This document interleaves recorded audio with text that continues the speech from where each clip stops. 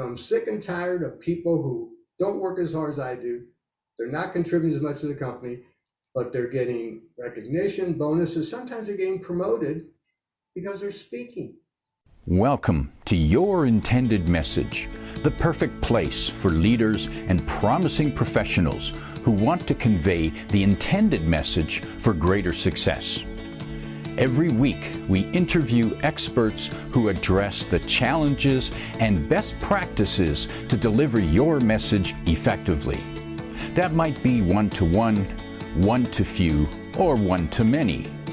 And perhaps the most important conversation, one-to-self. I'm your host, George Torok. My guest today is Fred E. Miller. Apparently, the E stands for excellent.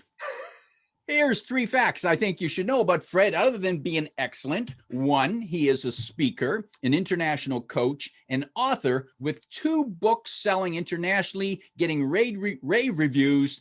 Those books are No Sweat Public Speaking and No Sweat Elevator Speech.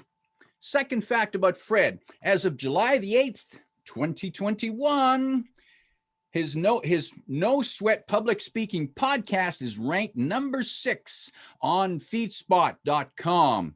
And number 3, third fact is, as of July 7th, the day before, 2021, his No Sweat Public Speaking blog and website is ranked number 6 on feedspot.com. Fred E. Miller, welcome to Your Intended Message. Well, thanks for having me, George. You can see I'm in the elevator working on my intended message, the elevator speech, the second book. Thank you for that plug.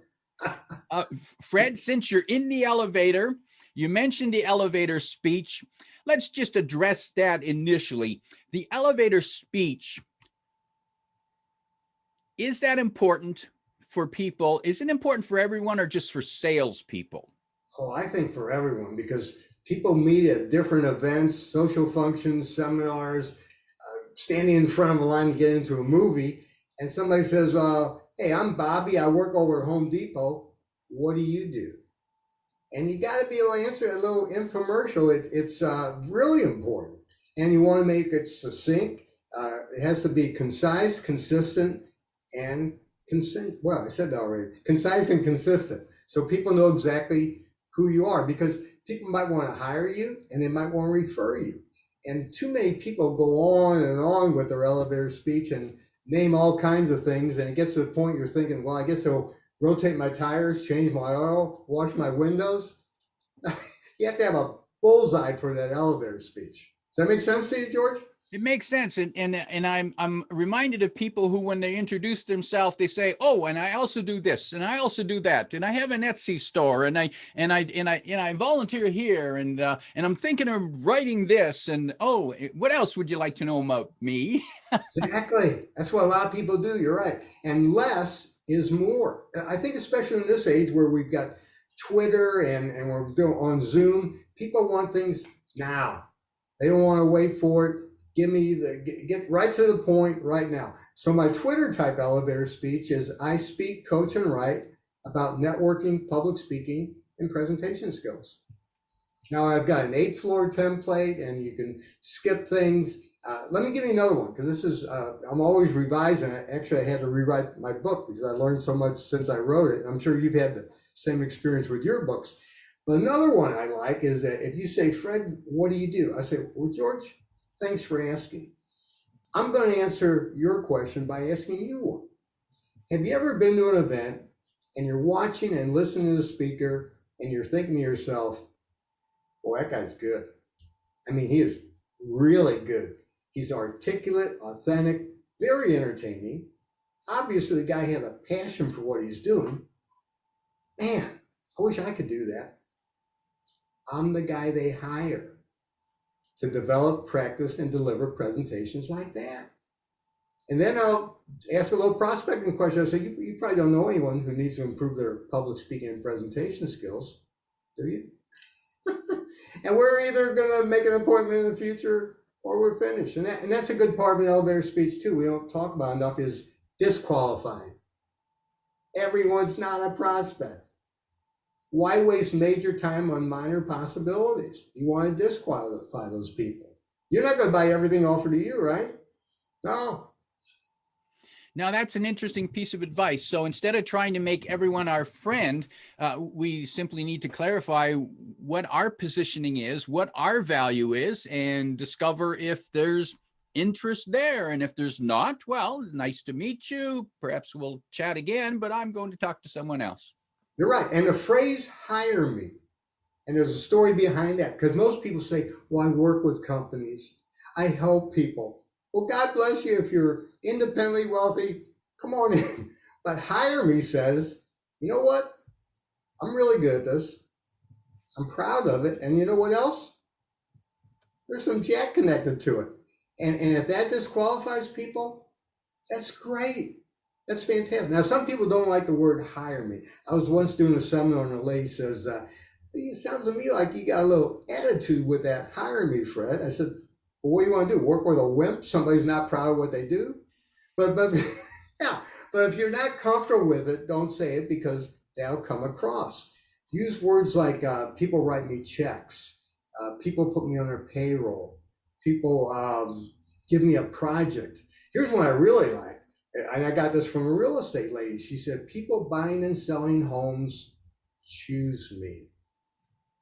If you think about it, I know Southwest Airlines, whenever they land, that pilot says, we know you had many choices when you fly. Thank you for choosing Southwest. But I think you're just putting a little jack behind it and saying with an attitude, yeah, let's not waste time. I'm not going to buy everything from that's offered to me. I don't expect you to. Don't take it personally.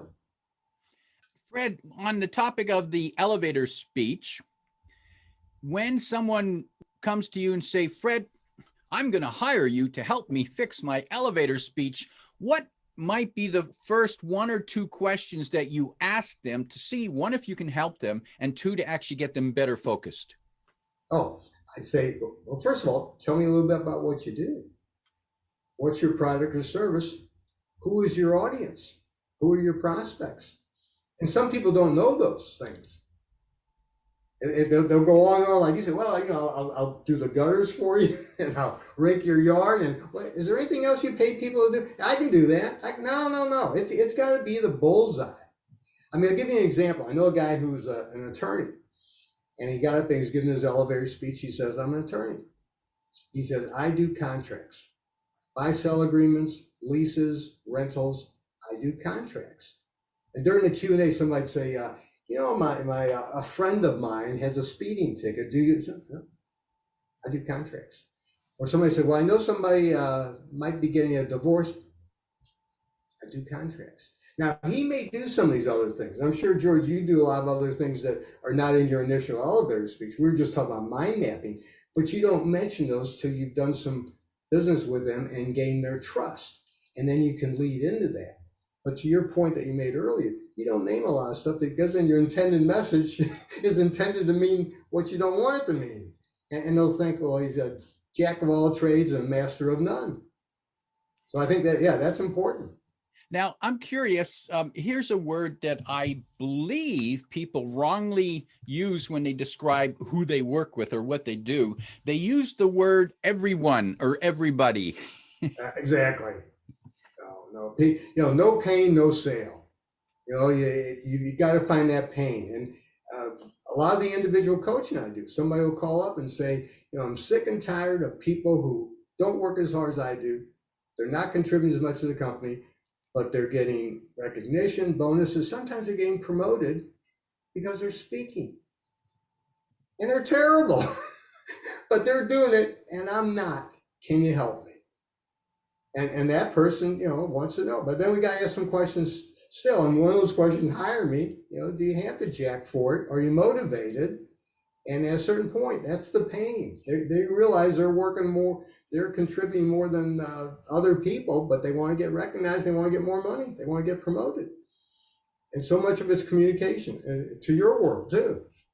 And Fred, those people, when they come to you and they say, well, my colleagues don't work as hard as me, don't know this as well as me. However, there are a couple of them who they get better recognition, they get the better opportunities just because they seem to speak up more often. Those people who come to you for help, why aren't they speaking up? Well, some of them, not enough pain. It's got to come to enough pain. Maybe the wife says, "Why aren't you making more money?" Maybe they realize it themselves, or maybe some of their colleagues are saying, "Hey, Bobby, he just took your idea. You came up with that." And I think it's that pain of not getting recognized, personal recognition. It's not all about money, but it's being able to better yourself. And so many times it's communication. Uh, I think big companies, when they have the funds for it, even smaller companies, they're teaching their people communication skills. There's a local college does a survey every year. And what companies are saying is that new hires are lacking communication skills. You could be great at HVAC, you could be a great mechanic, accountant, whatever, but if you can't communicate with your fellow employees, with underlings, overlings, prospects, clients, it's going to hurt you. There's some people you just got to keep them in the shop because they're terrible communicators. They're good at what they do, they're not going to advance their career. Don't let them near clients or customers. Just keep them in that back room, just coding or whatever it is they do back there. Yeah, sounds like you've had some people like that, or you know people like that. Yeah. And Fred, why do you think, are those people simply shy? Is that their issue? I think that's part of it. Fear of public speaking. That's most people's greatest fear. And to your world too, people say, well, why do people have the fear of public speaking? I say, well, why not? Most of our communication is one-on-one. A lot of it's on the phone. You don't see or hear the person. It stands to reason. You get in front of a group, it's like, whoa, you're out of your comfort zone. And then the other reason they have the fear of public speaking, some people don't know what they're talking about. They'll get up and give a presentation. They don't know anything about it. And they'll start repeating things and get off topic. So you have to know the formula for public speaking. And then I think you have to practice. We've got the Olympics coming up this month. Does anybody think any of those Olympians show up just like, well, I think I'll go throw that javelin today, or maybe I'll go run this race? No, these people have practiced for years. Why would you think you can get them to give a presentation and not practice? I coach TED Talk speakers, and our rule of thumb is 1 hour of preparation for every minute of presentation. What's been your experience with practicing? 1 hour of prep for every minute. Now that seems extreme, and I haven't noticed. It depends. It depends on how familiar they are with the information. Good point. However, the scale is worth noting. I think it's worth, the point I think for people is that if you've got a 30-minute presentation, you can't rehearse it in 30 minutes. You probably got to spend hours over a period of weeks, ideally, because you can't simply start rehearsing the day before, and because your body and your brain needs to work in spurts. It's the same way. In fact, it's funny that you mentioned this. I was thinking of this earlier, Fred. I've run a few marathons, and I'll tell you, I don't do that anymore because I don't want that much pain. But in preparing for a marathon, you need to train over months. And you start out just first time, you just get out and you walk out the door, you walk to the sidewalk and you walk back. And that's the first day. It's a success. Next day, you walk a little bit further. And then weeks later, you're actually running a mile or two with maybe some breaks. But the key is that you need to space it over time. That's what I think makes the big difference with any skill, especially speaking. That's a good point. What's your best tip for practicing? Best practice tip? The best. Now, here's something that surprises people. They think that the only way to rehearse a presentation. So let's say let's go with a 30-minute presentation. They think that you simply start and then run 30 minutes. And then again, later you start and run 30 minutes. And my advice is to rehearse in modules. Pick out your opening, work on that a few times until you get more comfortable with it. Then pick out your closing and work on that a few times. And then pick out key parts in the presentation, because not every part is as critical, and you want to be stronger on the critical parts, and it's okay to go a little bit weaker on the fluff or the transitions. And then maybe you run it all the way through, but rehearse it in pieces makes it easier to remember. All right, good point. And I like your point of practicing modules. And one of the things that we always tell people, practice the sticky spots, because you always avoid those. I mean, I got my opening, I mean, that's solid. My closing, I crush it. But there's a couple of things in there, and I keep avoiding them because either the verbiage is wrong or the concept's wrong. Either fix it or change it, because if you don't, it's going to be in the back of your mind and it'll make you screw up your presentation. Well, here's the tip I got from Mark Brown. Mark Brown was a Toastmaster, won the international contest, I don't know how many years ago. He said, take a video of yourself, sound and video. First time you go back to that video, turn the sound off. Just watch yourself. Are you doing anything that's distracting the people? Because nonverbal communication trumps verbal. Second time, turn it on, turn on the sound. No, turn it around. Don't look at it, but listen. Do you have any ahs or ers, filler words? How is your enunciation and pronunciation? How is your cadence? How is your inflection? How are your pauses? Third time, watch the video, sound and video. You'll see and hear what the audience sees and hears. Fourth time, do it with a coach, because we all have blind spots. You might miss something that you're really good at or really need improvement. But that is a great tip. Let me give another one before we, while we're on the subject. The closing comes after Q&A.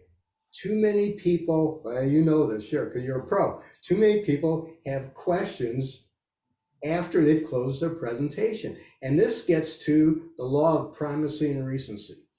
The audience best remembers the first and last things you say and do.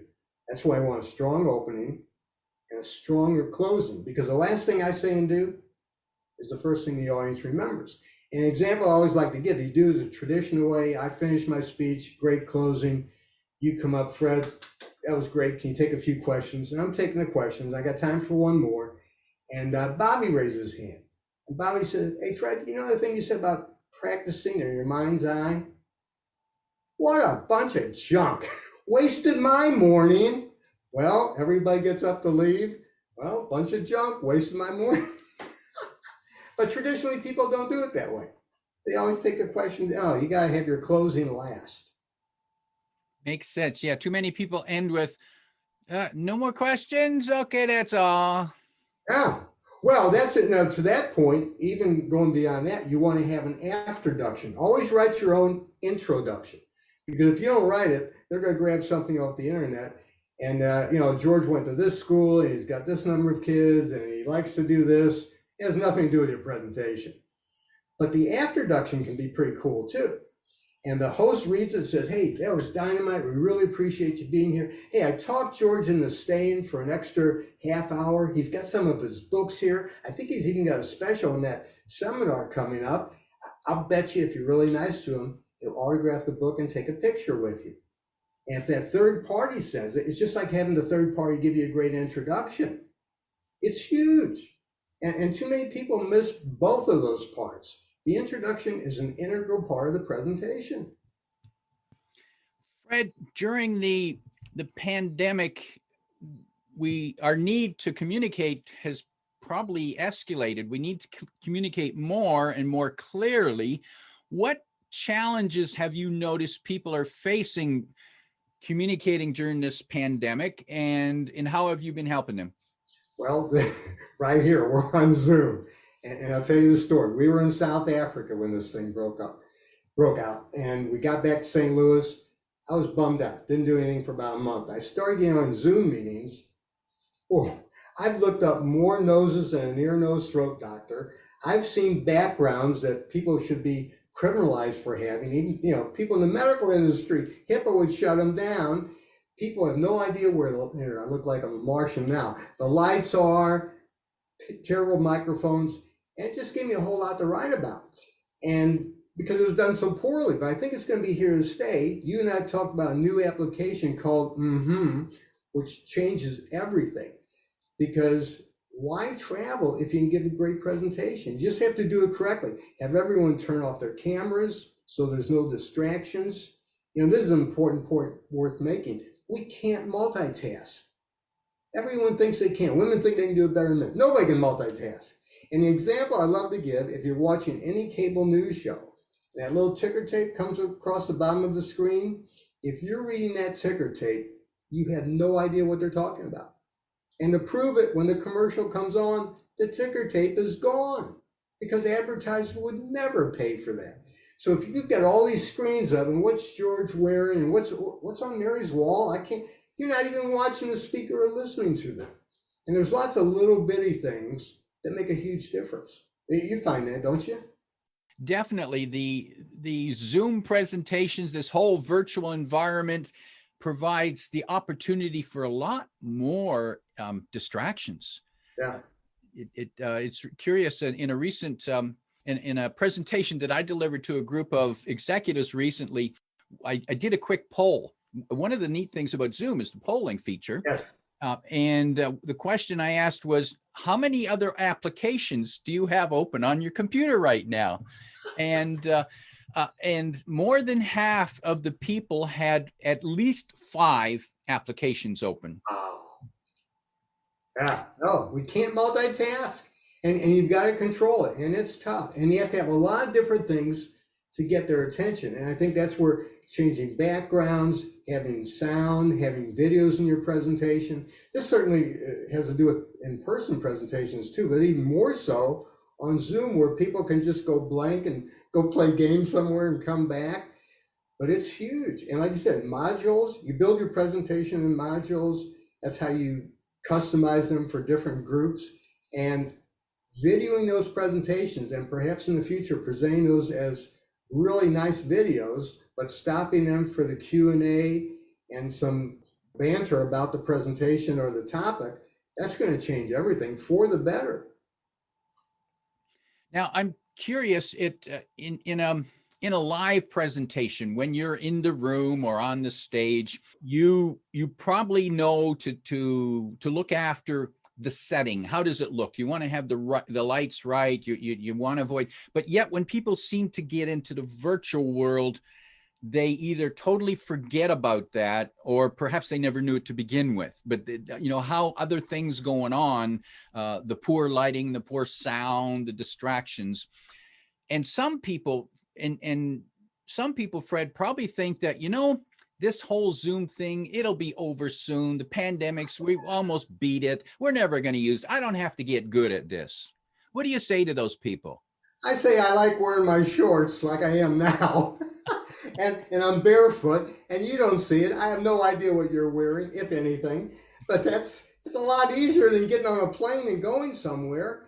And if this is going to be video, like streaming, people are going to be able to watch it on their time, how they want to watch it, when they want to watch it, rewind, stop it. They'll be able to speed through it. You're going to be able to watch it at a quicker speed. It's going to change everything. I mean, I think it certainly will have the in-person events, but I think this is going to make for a lot better communication for many, many people. Now, I mean, one of the things, I just thought it's like, you're going through, you made a couple of good points. Well, I can rewind that, make sure I understood it. Yeah. Now, let's bring back a point you mentioned earlier, Fred, about people in the workplace who are getting passed over for opportunities because of their poor presentation, poor communication skills. Now they have an additional challenge to communicate virtually. And again, it's the ones who get onto this environment and learn how to do it well. And well just means better than most others. It doesn't mean perfectly, does it? No. And in fact, you don't want to be too perfect because it's not real. We all make mistakes. No, you want to be natural. It's like neither of us have a script right now. This is a conversation. When we both stumbled a little bit, mispronounced something, gone back, forgotten something, come up. But that's the way the world is. And you can do that. And it's just a matter of The more you do it, the better you get. My best practicing tip is speak, speak, speak. You can think about it. You can practice with the video thing. You can read books, watch other people speak, go to seminars. But the bottom line is you got to speak. The learning is in the doing. But let me mention this, and you know this. We talked briefly about it yesterday. You can take it a step further if you teach it. When you go to medical school, especially the surgeons, they're told, see one, do one, teach one. And I asked my son-in-law, who's a doctor, he said, oh yeah, if I can perform that procedure from another room, instructing the man who's in the operating room, I've mastered it. Personal story, I started a meetup. I taught a class at a community college. I never had any education courses. I was way out of my comfort zone doing that, but I've learned a ton. Because as you know, when we get out of our comfort zone, we make it larger. Has that been your experience too?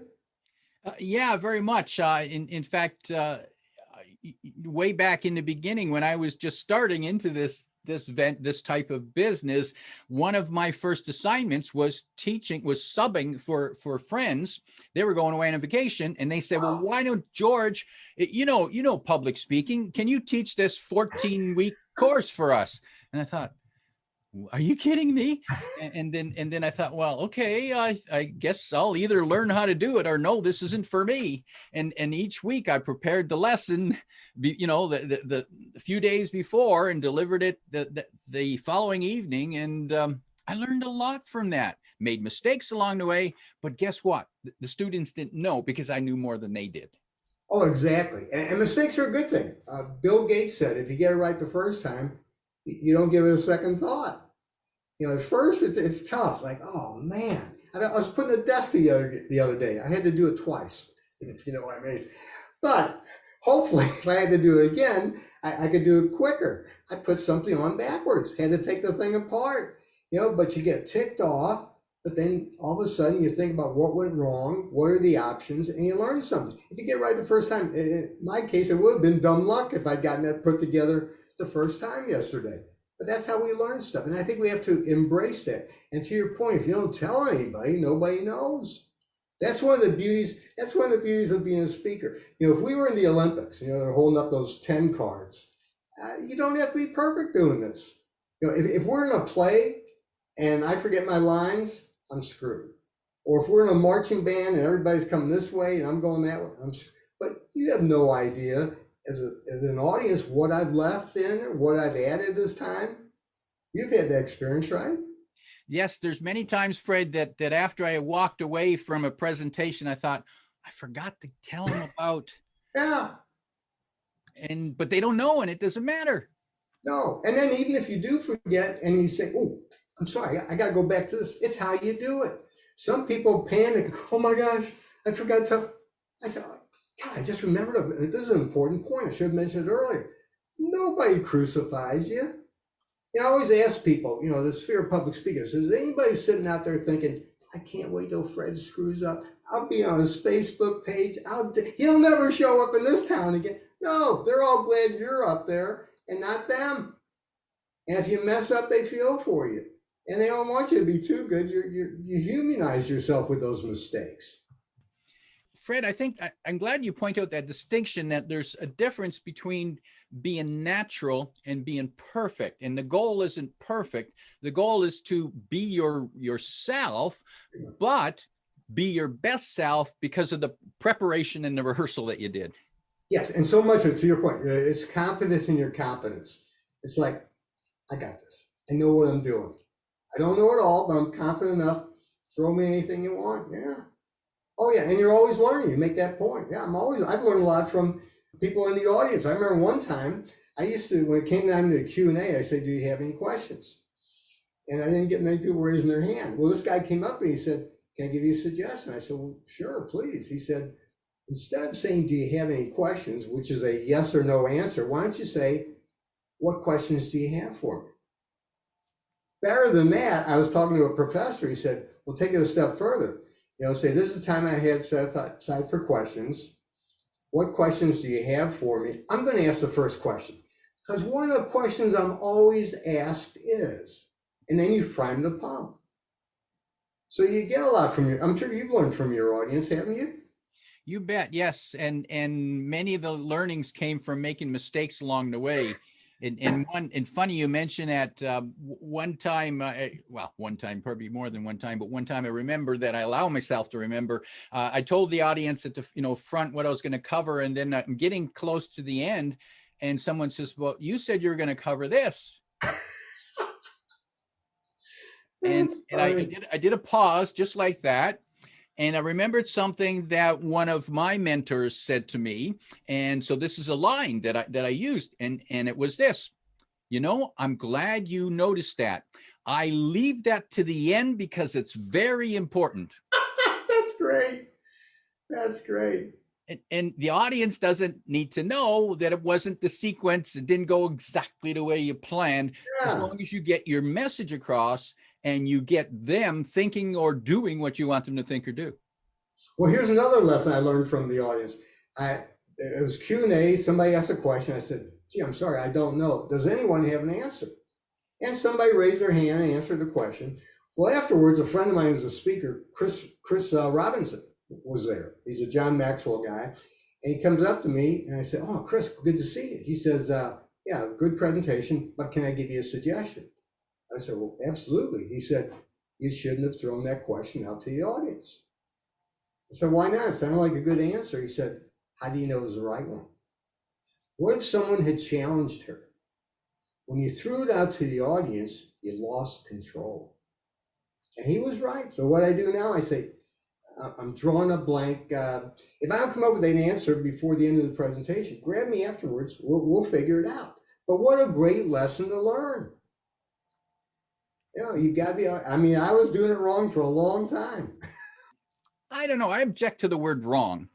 I think that we have choices, and some of the choices are more effective depending on the situation. If you were, for example, speaking to a group of I don't know, medical professionals, and the question sort of leaned on the medical profession, something you're not able to answer, then in a case like that, you would make sense to go to the group saying, that's not my specialty, but I know some of you are, so there's a time. So, and I think that's probably a challenge that some people have. They think that there is a right way and a wrong way, and there's just some ways that work better, and nothing works perfect all the time. And sometimes you do something the wrong way, it don't work, and people love it sometimes. and maybe because they made the same mistake, and they love it when you do it. That's a good point. Yeah, there's different ways of doing everything. Absolutely. Yeah. And I think if it's a simple answer, that might be better than, especially if something I wouldn't have known about. And I can't remember that point, but time was limited. And it is a good point when you throw it out to the audience. If you've got a time schedule, that could have messed up everything. Because how many times you've been to a presentation and the speaker says, oh my gosh, got 5 minutes left and I've got 15 slides. Hold on. Yeah. So time management, that's a tough one. I have a tough time with that one sometimes. Fred, with technologies now playing a bigger part in how we communicate, certain like Zoom, for example, and did you face a steep learning curve with the technology, or did you just suddenly just grasp it like that and say, I got this? I'm still working on it. No, well, wait a minute. You know that you attended one of my seminars and left it because I completely screwed it up. Yeah, I have a good friend was on it, and he said, would you like to talk? I said, no. I didn't have the microphone set up. I didn't have the audio coming through as I should have. And this does not come by me naturally. My wife's a teacher. We are all, at our age, immigrants to this. Young people, they were born into it. I've got a 4-year-old grandson can do a lot of this stuff. It's unbelievable. Yeah, no, you learn by mistakes. It's not natural, but I love doing it. I think as you do too. I mean, this is pretty cool. You got a great setup there. I keep working on this thing. I'm working on different cameras, and I wish I got this technology right the first time. It could have saved me a lot of time and money, but that's okay. All you can do is go forward. I imagine there aren't days when you sweat during your presentations anymore, but there still are a lot of people out there who do sweat. And if you were able to give them 1, 2, or 3 tips that they could take away, so at least they sweat less, what would those 1, 2, or 3 tips be? I think the first one, talk about your passion. If you can do that opportunity, passion trumps everything. In fact, I watched the video once. It was in Canada. It might have been Toronto. The city council, 2 in, they were going to close the library. Maybe this was another city. But anyway, there was a young gal there, a student, and she was going to testify. And she says, I hate public speaking. And she starts crying and sweating and talking about that the library is the only place I can get the internet. And if you close it, I won't be able to do my studies.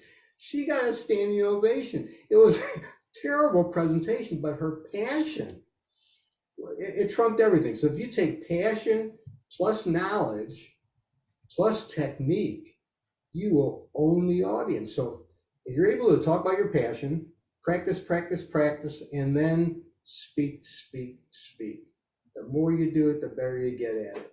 The same thing using this technology, everything. You find that, don't you, George?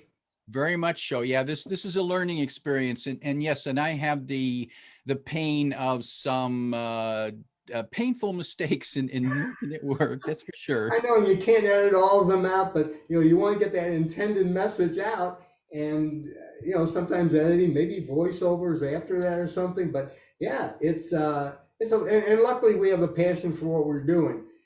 A lot of people don't have that option. They've got a job, and that's what they got to speak about, and you got to learn it. So you have to know what you're talking about too.